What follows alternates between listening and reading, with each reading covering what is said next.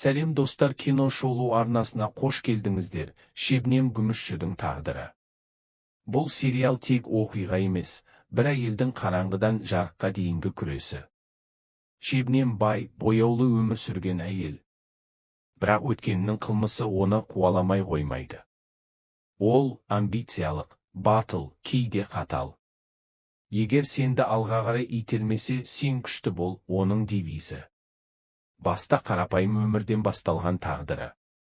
Қазір ол билік, байлық пен құпиялықтың ортасында. Әр шешімі өмірін түбірімен өзгертеді. Сериалда Шебнемнің ішкі шайқасы, адамдар арасындағы қайшылық, сенім мен сатқындық, сүйіспеншілік пен кінәсіздікпен күрес. Рөлі әсерлі әрі көзге жақсы көрінеді. Ол кейіпкерді ішкі жан дүниесімен сезінеді. Арнаға жазылып қолдау білдіріп отырыңыздар.